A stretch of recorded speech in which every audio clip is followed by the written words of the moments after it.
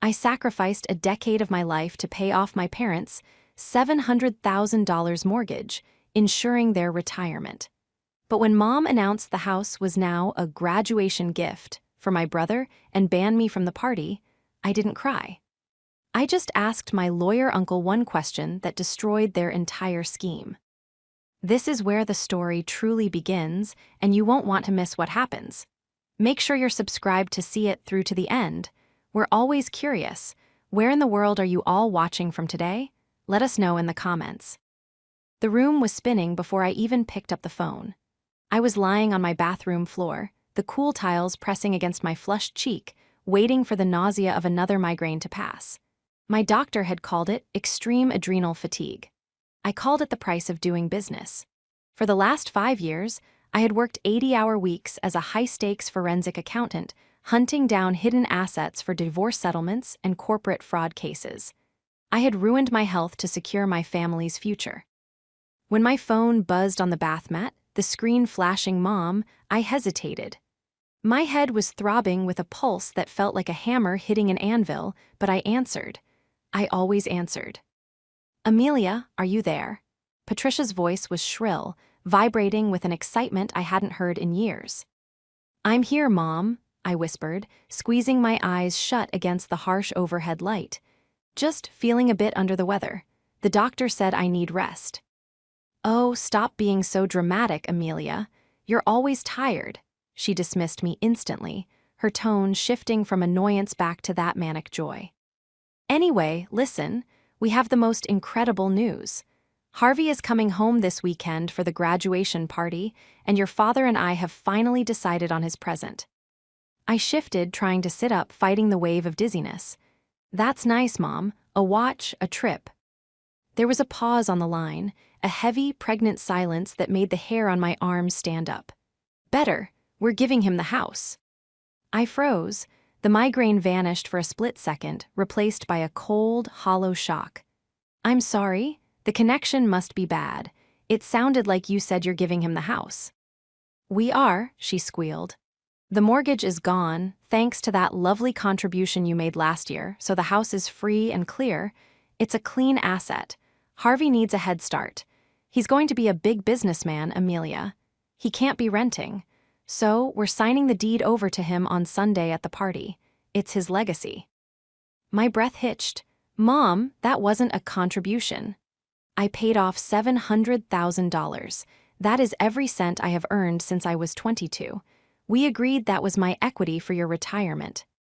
"Don't be selfish," Patricia snapped, her voice hardening instantly. "You have your career, you have your little apartment in the city. Harvey has nothing. He's the baby. He needs this foundation. Besides, it's family money. It stays in the family." Before I could respond, I heard a scuffling noise, and then Harvey's voice came on the line. Smooth, arrogant, and utterly devoid of gratitude. "Hey, sis," he drawled. "Look, Mom told me you might get weird about this. I just want to set some boundaries before I take ownership. I'm turning the guest wing, your old room, into my home office. So, you'll need to clear your boxes out by Friday." "Harvey," I said, my voice trembling, "that is my house. I paid for the roof over your head." "It's Mom and Dad's house," he corrected smugly. "And on Sunday, it's mine. Speaking of Sunday, look, this party is for my friends and people who actually support my success. Mom thinks you'll just bring a negative vibe because you're jealous. So, don't come. Seriously, I don't want you there." "You're uninviting me from a party at the house I paid for." "The house I own," he corrected. "Bye, Amelia, get some sleep, you sound terrible." The line went dead. I stared at the phone, the silence of my empty apartment deafening. The physical pain in my head was nothing compared to the jagged, tearing sensation in my chest. I had destroyed my body to save them from bankruptcy, and they had just stepped over my prone form to hand the prize to the golden child. The betrayal was worse than the diagnosis itself. I didn't move from the bathroom floor for an hour. I couldn't. It wasn't just the shock. It was the sheer mathematical impossibility of what I had just heard. My brain, trained to track convoluted money trails and expose elaborate lies, was trying to reconcile the emotional data with the financial reality. They are giving him the house. I dragged myself up and walked to the living room, my legs feeling like lead. I poured a glass of water, my hands shaking so badly I spilled half of it on the counter. I looked out the window at the gray city skyline. I lived in a modest one-bedroom rental. I drove a 6-year-old sedan. I bought my clothes from Discretion. NT racks. Why? Because every month for a decade, I had sent a check for $4,500 to the bank to cover my parents' adjustable-rate mortgage that they had foolishly refinanced to fund Harvey's private schooling and lifestyle. And then, last year, the lump sum, the big check. The payout from the biggest case of my career, a massive corporate embezzlement scandal I had cracked wide open. The bonus had been substantial. I could have bought a penthouse. I could have traveled the world. Instead, I wired $280,000 to clear the balance of the family estate because Patricia had cried about being afraid of losing the home in her old age. I sat down at my small, cluttered desk and opened my laptop. My screensaver was a picture of the three of them, Mom, Dad, and Harvey, on a vacation I had paid for but couldn't attend because I was working. I needed to hear it again. I needed to be sure. I called the house landline this time. Patricia answered on the second ring, sounding breathless. "Amelia, I hope you're calling to apologize for upsetting your brother. He's very stressed about the move-in logistics." "I'm not apologizing, Mom," I said, my voice deadly calm, though my heart was hammering against my ribs. "I just need to understand. You are transferring the title. Does Dad agree with this?" "Your father wants what's best for Harvey," she said dismissively. "Harvey is going to do great things. He just needs a debt-free start. You're established, Amelia. You're fine. Why are you always so greedy? You keep counting pennies while we're trying to build a future for your brother." "Greedy?" I let out a dry, humorless laugh. "I paid the debt, Mom. It's not counting pennies when it's $750,000. "It was a gift," she shrieked. "Children help their parents. That's how it works. You don't give a gift and then hold it over our heads like a loan shark. You're just like those awful people you investigate. Cold, heartless." "I see," I said softly. "So, Sunday is the official announcement." "Yes, we're signing the transfer papers with Uncle Robert at the party. A ceremonial signing. It's going to be beautiful. And no, nothing has changed. You are still not welcome if you're going to have this attitude." "Uncle Robert is doing the paperwork?" I asked, a strange sensation washing over me, a mix of adrenaline and ice. "Of course, he's the family attorney. He's handling the transfer to Harvey." I looked at the file cabinet next to my desk. The bottom drawer was locked. Inside was a fireproof safe. "Okay, Mom," I said. "If Uncle Robert is handling it, then I'm sure everything will be legally sound." "Exactly," she huffed. "Now stop bothering us. We have caterers to coordinate." She hung up again. I set the phone down and stared at the locked cabinet. A slow, dark realization began to form. Patricia thought she was the puppet master. She thought because she was my mother, her word was law. She thought money was just magic that appeared when she cried and vanished into Harvey's pockets when she smiled. She assumed that because I was her daughter, I had handed over that money with a hug and a kiss and a blind trust. But they had forgotten one crucial thing. They weren't dealing with just a daughter anymore. They were dealing with a woman who hunted liars for a living, and I never, ever moved money without a paper trail. To understand why this hurt so much, you have to understand the history. I wasn't just a dutiful daughter, I was the family's life support system. My father was a passive man, a go-along-to-get-along type who let Patricia steer the ship, even as she steered it directly into icebergs. Patricia was a retired school administrator who cared more about appearances than solvency. And Harvey was the masterpiece she had been painting for 23 years. When Harvey was in high school, he needed the newest gaming consoles, the brand name sneakers, the car. "He needs to fit in, Amelia," Mom would say. "You understand, don't you? You're so smart you can get a scholarship. Harvey needs help." So I worked. I worked through high school. I worked 3 jobs in college. I ate instant noodles while Harvey posted pictures of bottle service at clubs on my parents' credit card. When I graduated and landed my junior auditor role, I didn't buy a car. I took over their mortgage payments because the bank was threatening foreclosure. I remembered the night I told them I would pay it. Patricia had cried, hugging me, telling me I was the savior of this family. She had promised that the house was our legacy, that it would always be my home too. That memory soured in my mouth as I thought about Harvey now. I decided to do a little reconnaissance. I couldn't go to the house, but I could see what was happening.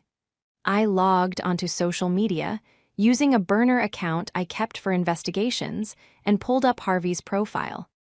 He had already posted a story. It was a video of him walking through my parents' living room, the living room with the hardwood floors I had paid to refinish. He was wearing a suit that probably cost more than my first car, a glass of scotch in his hand. "Big things coming, guys," he said to the camera, winking. "Official homeowner status unlocking this Sunday. The manor is secured. Time to gut this old kitchen and make a real bachelor pad. Watch this space." He panned the camera to the kitchen, where Patricia was visible in the background, beaming at him with adoration. She looked younger, lighter. The burden of debt was gone, lifted from her shoulders by my sweat and blood, and she was using that new energy to worship him. Then the camera swung to the dining table. There were blueprints laid out. I zoomed in on the freeze frame. They weren't just cosmetic changes. He was planning to knock down the wall to the guest wing, my room.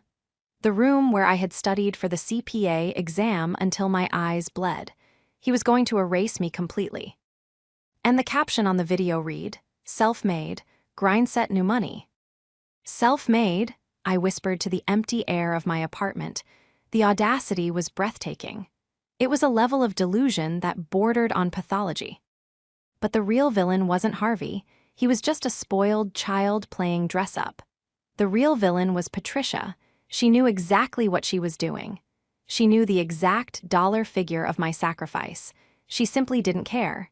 To her, I was a resource to be mined, and Harvey was the jewel to be polished. I looked at the calendar. It was Thursday. The party was Sunday. I needed to talk to Uncle Robert. Patricia said he was handling the paperwork. Uncle Robert was my father's brother, a man who had always been kind to me, though quiet. He was a decent small-town lawyer, mostly wills and estates. If Patricia had told him I gifted the money, he might be operating under false pretenses. Or worse, maybe he was in on it. Maybe the whole family had decided to cut out the cash cow now that the milk had been delivered. I felt that familiar sharp focus snapping into place. The nausea was gone. The fatigue was pushed into a box in the back of my mind. This wasn't a family dispute anymore. This was a transaction. And in my world, when someone tries to steal a 7-figure asset, you don't get sad. You get evidence. I reached for my keys. I wasn't going to the house. I was going to my office to print a very specific document from the archives. I didn't go home to cry. I drove straight to the financial district. The office building was nearly empty at this hour, a silent monolith of glass and steel that felt more like home than the house I had grown up in ever did. The security guard, Ralph, gave me a tired wave as I badged in. He didn't ask why I was there at 9:00 p.m. on a Thursday. In my line of work, the hours were dictated by the discovery of evidence, not the setting of the sun. I took the elevator to the 42nd floor, the hum of the lift the only sound in the world. My mind was racing, replaying Patricia's shrill joy and Harvey's smug dismissal. The house I own. When I walked into my office, I didn't turn on the main lights. I worked by the glow of the city outside and the green lamp on my desk.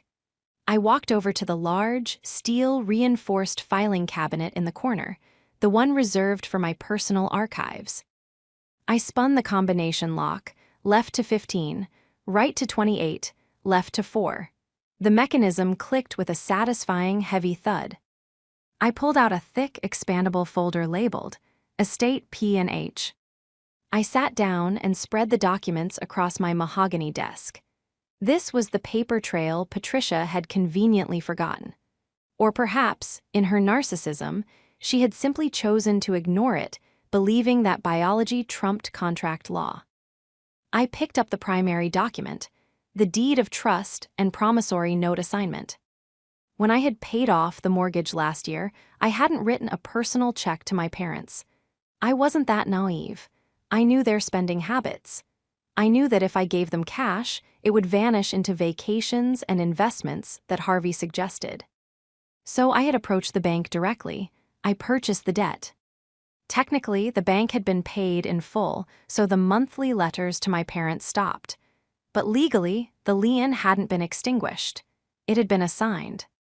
I ran my finger over the signatures on the bottom of page 12. Patricia J. Miller, David L. Miller. They had signed it. I remembered the day clearly. We were in Uncle Robert's conference room.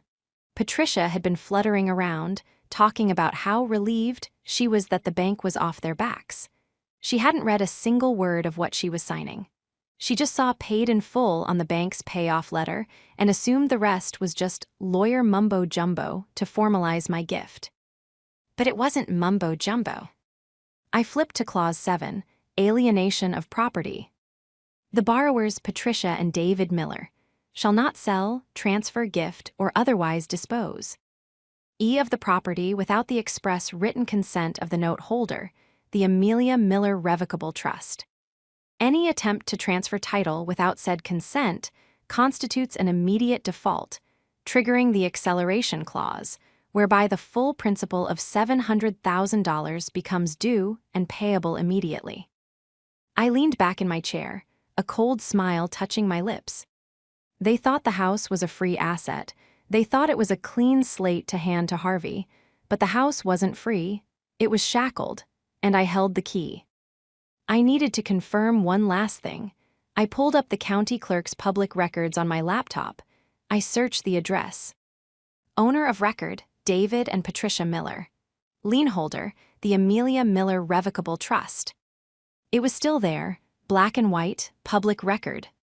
If they tried to sign a quitclaim deed to Harvey on Sunday, the title company, if they even used one, would flag it immediately. But knowing my mother, she was probably trying to do a kitchen table transfer. Just signing the back of the deed and handing it to him, bypassing the legal checks to save money.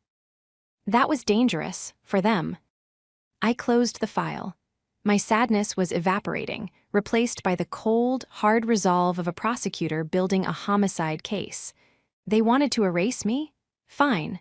I would remind them that ink lasts longer than blood. I took the file, placed it in my briefcase, and walked out. I had one stop to make before Sunday. I needed to see the man who had notarized these signatures. Uncle Robert's office was in the suburbs, a small, converted bungalow sandwiched between a dentist's office and a dry cleaner. It smelled of old paper and lemon furniture polish, a scent that used to comfort me when I was a child playing in his waiting room while my parents argued in his office. It was Friday afternoon. I hadn't called ahead. When I walked in, the receptionist, a kindly older woman named Martha, looked up with a start. "Amelia, my goodness, we weren't expecting you. Your mother said you were, well, she said you were ill." "I made a miraculous recovery, Martha," I said, breezing past her desk. "Is he in?" "He's with a client, but—" "I'm family," I said, pushing open the heavy oak door to his inner sanctum. Uncle Robert was sitting behind his desk, looking frazzled. His tie was loosened, and his desk was covered in ribbon-tied documents. He looked up, his eyes widening behind his wire-rimmed glasses. "Amelia," he stood up, looking nervously at the door. I thought you weren't coming this weekend." "That's the narrative, isn't it?" I closed the door behind me and locked it. "Sit down, Robert." He sat, sinking slightly into his leather chair. He looked older than I remembered. "Amelia, look, I know you're upset about the house. Your mother told me you took it hard. But you have to understand, they just want to give Harvey a start. You're doing so well and—" "Stop," I said. I didn't raise my voice. I just dropped the heavy estate, P&H file onto his desk. It landed with a loud thwack that made him flinch. "What is this?" he asked, eyeing the folder. "Open it." Robert reached out with a trembling hand and flipped open the cover. He saw the promissory note immediately. He adjusted his glasses, squinting at the text. "I know this," he said, confused. "This is the paperwork from last year, when you paid off the bank. Read the assignment of lien, Robert. Read Clause 7. He flipped the pages, his eyes scanning the legal boilerplate. I watched his face. I watched the moment the blood drained out of it, leaving him a pale, ashy gray. He stopped breathing for a second. "Oh," he whispered. "Oh no." He looked up at me, his eyes wide with sudden panic. "Amelia, this creates a secured interest. You didn't just pay it off. You became the bank." "I became the bank," I confirmed, leaning my hands on his desk, looming over him. "And you notarized it. You explained it to them, didn't you, Robert? You told them that the debt was moving from Wells Fargo to the trust." I did," he stammered, wiping sweat from his forehead. But Patricia, she was so focused on the monthly payments stopping. She kept saying, "It's all in the family, it's just paper." I thought, honestly, Amelia, I thought you would just forgive the note eventually. I thought it was a formality for tax purposes. "It was a formality to protect my investment," I said. "Now, tell me about Sunday. Mom says you're handling the transfer to Harvey." Robert slumped, burying his face in his hands. "She wants me to draft a gift deed. She wants to transfer the title to Harvey free and clear. She told me you had agreed to release the lien. She said you guys talked on Monday and you gave your blessing." "She lied," I said flatly. Robert groaned. "I prepared the papers, Amelia. They're sitting right there." He pointed to a crisp stack of documents on the corner of his desk, tied with a celebratory gold ribbon. "If she signs these, and if I notarize." "Them knowing that the lien hasn't been released, and if you haven't actually agreed." "Then you are committing fraud, Robert," I finished for him. "And since I am a forensic accountant who specializes in asset recovery, I would be forced to report that fraud. You would lose your license. You would lose your practice." He went completely silent. The color that had left his face didn't return. He looked like a man who had just realized he was standing on a landmine. I can't do the transfer," he whispered. "I have to call her. I have to tell her we can't do it." He reached for the phone. "No," I said, placing my hand over his. He looked up, confused. "What? Amelia, if I don't warn her, she's going to announce it to everyone. She's invited 50 people. The neighbors, the club members, Harvey's friends." "Exactly," I said. "She wants a show. She wants a big, grand gesture where she plays the benevolent queen and crowns her prince. If you call her now, she'll just spin it. She'll lie to the guests. She'll say I'm blocking it out of spite. She'll make me the villain in private." I picked up the gold-ribbon documents, the fraudulent gift deed, and held them up. "You are going to go to that party, Robert. You are going to bring these papers. And when the moment comes to sign, you are going to ask me if I have any objections." "But you're not invited," he said weakly. "Oh, I'll be there," I said, a dark promise in my voice. "I own the place, remember? I don't need an invitation to inspect my own property." "Amelia, please," Robert begged, his voice cracking. "This is going to destroy them. If you do this in front of everyone, Harvey will be humiliated. Patricia will never forgive you." "They tried to steal $750,000 from me, Robert," I said, turning to leave. "And they tried to erase me from my own family. I'm not looking for forgiveness. I'm looking for a return on my investment." Saturday was an exercise in psychological warfare. I stayed in my apartment, but I was everywhere. I had alerts set up on my phone for any digital movement from Harvey or my mother. At 10:00 a.m., a notification popped up from a local marketplace app. Listing vintage mahogany executive desk, solid wood, great condition, $50, must go today. I clicked the image. It was my desk. The desk I had bought with my first paycheck as a junior auditor. The desk I had left in my room, the guest wing, because it was too heavy to move to my apartment immediately. Harvey was selling it for $50. I zoomed in on the photo. In the background, I could see piles of garbage bags, black bags filled with clothes, my high school yearbooks, the debate trophies I had won. He wasn't just moving in, he was purging. He was scrubbing the house of any evidence that I had ever lived there. I felt a surge of rage so hot it almost blinded me, but I forced it down. I needed that anger cold. I needed it sharp. I had a friend, reckless but loyal, named Jason, who lived near my parents. I texted him the link. "Me, buy this, don't negotiate, go pick it up now, tell me what you see." An hour later, Jason sent me a photo. The desk was in the back of his truck. Jason got it. Dude selling it is a piece of work. He was laughing, said he was clearing out junk to make room for his empire. Also, there's a massive tent being set up in the backyard. Looks expensive.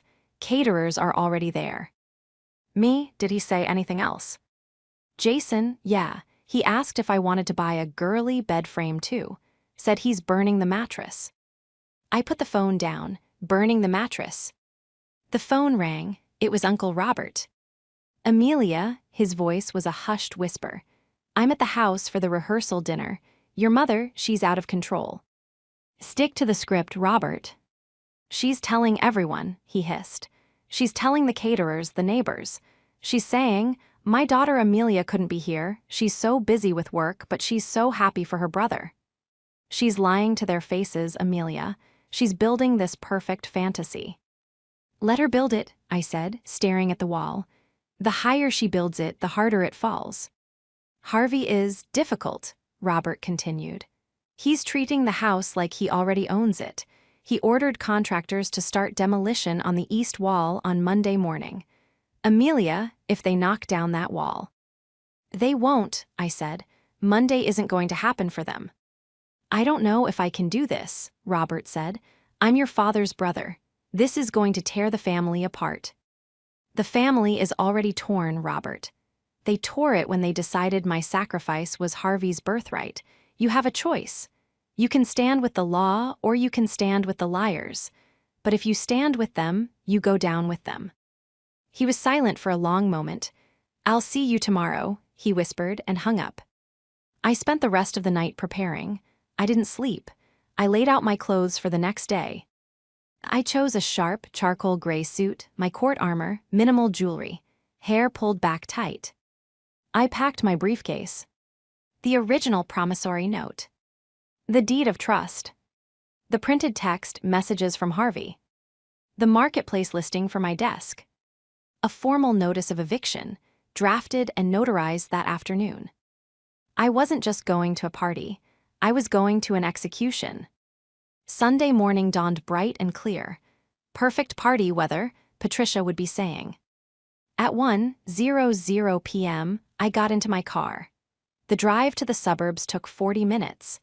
As I turned onto the familiar street, lined with oak trees and manicured lawns, my heart rate remained steady. I saw the house, my house. It looked beautiful. Balloons in silver and gold, Harvey's university colors were tied to the mailbox. Cars lined the street. I could hear music, a tasteful jazz band playing in the backyard. I parked directly in front of the driveway, blocking in a catering van. A valet attendant rushed over. "Miss, you can't park here. This is a private eve." I stepped out of the car, slamming the door. I adjusted my blazer, picked up my briefcase, and looked him in the eye. "I'm not a guest," I said, walking past him toward the front door. "I'm the landlord." I walked through the front door of the house I had paid for, and the first thing that hit me was the smell. It wasn't the scent of home, old books, and vanilla candles that I remembered. It was the smell of expensive, catered food, truffle oil, roasting meat, and the cloying sweetness of fresh lilies. The hallway was crowded with people I vaguely recognized. Neighbors from down the street, a few of my parents, church friends, and a swarm of young people in suits and cocktail dresses, Harvey's network.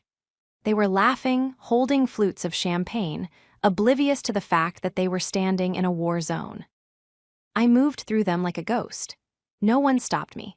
I think my expression, cold, fixed, and utterly unsmiling, acted as a shield. I walked past the living room and glanced in. The furniture had been rearranged. My father's favorite recliner was gone, replaced by a sleek modern leather chair that looked uncomfortable and pretentious. A large portrait of Harvey, wearing his graduation cap and gown, had been mounted above the fireplace, replacing the family photo that had hung there for 20 years. I felt a physical pang in my chest, a sharp twist of grief for the family that had effectively died the moment that portrait went up, but I pushed it down. Grief was for later. Now I needed leverage. I followed the sound of applause to the French doors leading to the backyard. The scene outside was picturesque. A white tent had been erected on the lawn. Round tables with white linens were scattered around. A small stage had been set up near the rose garden, the garden I had paid a landscaper to restore for Mom's 60th birthday. On the stage stood Patricia, Harvey, and my father. Dad looked uncomfortable, shifting his weight from foot to foot, clutching a glass of water. Harvey looked triumphant, his chest puffed out, basking in the attention. Patricia was holding a microphone, her face flushed with the intoxication of being the center of attention. Uncle Robert was standing to the side of the stage, near a small podium holding the ribbon-tied documents. He looked like a man facing a firing squad. He was sweating profusely, wiping his forehead with a handkerchief, his eyes darting around the crowd. I stepped out onto the patio, staying in the shadows of the awning for a moment. I wanted to hear the speech. "And we just couldn't be prouder," Patricia was saying, her voice amplified by the speakers. "Harvey has worked so hard to get his degree. He has such a brilliant mind for business. And David and I realized that the greatest gift we could give him wasn't just a pat on the back. It was a foundation, a legacy." The crowd murmured appreciatively. "We want him to start his life without burdens," she continued, her voice trembling with theatrical emotion. "We want him to have the freedom to build his empire. So, today, we are officially signing over the deed to this house to our son, Harvey." Applause erupted. Harvey beamed, waving to the crowd like a politician. "Now," Patricia added, "I know many of you have asked about Amelia. She sends her love, of course. She's terribly busy with a big case in the city and couldn't get away. She's heartbroken to miss this, but she told me, 'Mom, give Harvey the house. He deserves it more than anyone.'" A low, angry hum started in my ears. The lie was so smooth, so practiced. She had erased my sacrifice and replaced it with her own benevolence, using my name to validate her theft. The applause died down. Patricia turned to Uncle Robert. "Robert, bring the papers over. Let's make this official." Robert didn't move. He stared at the documents, then he looked up and locked eyes with me across the lawn. He went pale. I stepped out of the S. Haddos, my heels clicked loudly on the stone pavers, a sharp, rhythmic sound that seemed to cut through the murmuring crowd. I walked straight down the center aisle of the grass, parting the guests like the Red Sea. "Actually, Mom," I said, my voice projecting clearly without a microphone, "I don't remember saying that." The silence that fell over the backyard was instant and absolute. The jazz band stopped playing mid-note. 50 heads turned in unison. Patricia froze on stage. Her smile faltered, twitching at the corners. "Amelia, what are you doing here? I thought you were sick." I didn't stop walking until I was standing right at the foot of the stage. I looked up at them, my family, looming over me. "I made a recovery," I said. "And I decided I couldn't miss such a historic moment. You were just telling everyone how I gifted the house to Harvey. Please, continue. I'd love to hear the rest of that fairy tale." Harvey stepped forward, grabbing the microphone from our mother. His face was twisting into a sneer. "Jesus, Amelia, can you not make everything about you for once? You're not invited. Security is their security." "There is no security, Harvey," I said calmly. "Just neighbors and family, and a very nervous lawyer." I turned to Uncle Robert. He was shaking. "Robert," I said, my voice sharp, "my mother just announced that she is transferring the title of this property to Harvey. You prepared the gift deed, correct?" I did, Robert stammered, his voice barely audible. And as the notary and the family attorney, I continued, raising my voice so the back row could hear, did you inform them of the legal status of the property? Did you tell them about the lien? Lien, Harvey laughed, a harsh barking sound. There's no lien, the mortgage is paid off, you paid it, it's gone. Is it? I asked. I lifted my briefcase and set it on the table where the cake was displayed. I clicked the latches open, click, click, the sound echoing in the silence. I pulled out the file. Mom, Dad, Harvey, you seem to be confused about the nature of the transaction that occurred last year. I held up the promissory note. I didn't pay off the mortgage as a gift. I purchased the debt from the bank. I am the note holder. I am the lien holder. And according to this legal document, which Mom and Dad signed. I walked up the stairs of the stage and slapped the document onto the podium next to Robert. Clause 7 states that any attempt to transfer the title without my written consent constitutes an immediate default. Patricia's face had gone from pink to chalk white. She looked at Robert. What is she talking about? Robert, tell her to stop. Tell her it's my house. Robert looked at the ground. She's right, Patricia. The trust holds the mortgage. You can't give the house to Harvey. You don't own it free and clear. Amelia does. A gasp rippled through the crowd. I saw Mrs. Higgins, the next-door neighbor, cover her mouth with her hand. That's a lie, Harvey shouted. He looked like a child whose toy had been snatched away. She's lying. She's just jealous. Mom, sign the papers, just sign them.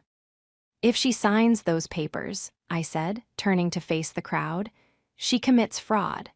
And the moment that pen lifts from the paper, I will initiate foreclosure proceedings. The acceleration clause will trigger, and the full balance of $700,000 will be due by close of business tomorrow. I looked at my father. He had sunk into a chair, his head in his hands. He knew.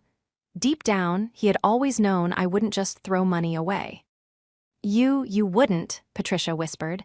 She wasn't performing anymore. She was terrified. We're your parents, you wouldn't foreclose on us. I wouldn't foreclose on my parents, I agreed. But I will absolutely foreclose on a pair of tenants who try to steal my asset to give it to a squatter. I turned to Harvey, and you. I pulled the second document from my briefcase, the eviction notice. You mentioned you were turning the guest wing into an office. I saw the listing for my desk. You sold my property. It was junk, Harvey spat. I'm improving the place. You are damaging the collateral, I corrected. And since you are not on the lease, and you are certainly not the owner, you are trespassing. I handed the notice to him. He didn't take it, so I let it drop to the floor at his feet. You have 24 hours to vacate the premises, I said. If you are still here tomorrow at noon, I will have the sheriff remove you. And since I'm feeling generous, I won't press charges for the theft of my furniture. Yet. UB*TCH, Harvey screamed. He lunged toward me, his fist raised. The crowd screamed. My father jumped up and grabbed Harvey's arm, holding him back. Stop it, Dad yelled, finding his voice for the first time in decades. Harvey, stop, it's over. Harvey struggled, his face purple with rage. It's my house, she stole it, she's our. Ruining my life. I didn't ruin your life, Harvey, I said, my voice dropping to a deadly whisper that only they could hear. I paid for it, for 10 years, and today I stopped paying. I turned to the guests. They were staring at us with a mixture of horror and fascination. This was the gossip of the century. Patricia's reputation as the perfect matriarch was disintegrating in real time.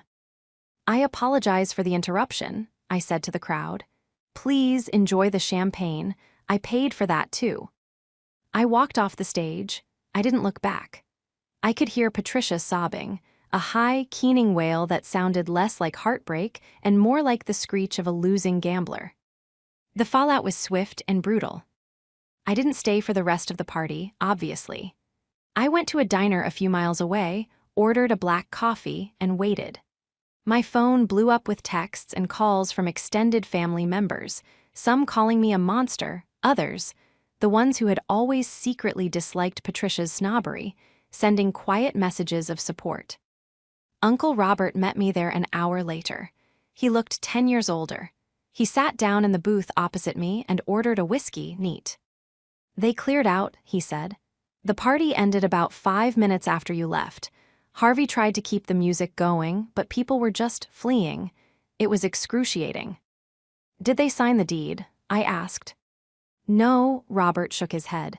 "Patricia tried. She actually picked up the pen, but David took it out of her hand.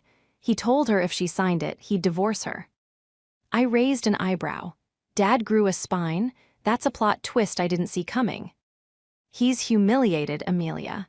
He knew about the arrangement with the trust, but he let Patricia bully him into thinking you wouldn't enforce it. When you walked out there, I think he finally saw Harvey for what he is. A parasite." "And Harvey?" "He's gone," Robert said. "He smashed a few vases, screamed that we were all toxic, and drove off. I think he's staying with a friend." "Good," I said. "Make sure the locks are changed tomorrow." The next few weeks were a legal and emotional grind, but I didn't waver. I couldn't. I enforced the terms of the trust. I didn't kick my parents out, but I restructured their reality. We sat down, me, them, and 2 lawyers, and drafted a formal lease agreement. They were allowed to live in the house as life tenants, provided they paid the property taxes, insurance, and utilities. If they missed a payment, or if they allowed Harvey to move back in for more than 3 consecutive nights, the lease would be terminated and the house would be sold. The meeting was cold. Patricia refused to look at me. She sat with her arms crossed, staring at the wall, radiating pure hatred. She had lost her power, her favorite son's inheritance, and her social standing in one afternoon. To her, I was the villain. "I hope you're happy," she spat at me as she signed the lease. "You have your house, you have your money, and you have no family."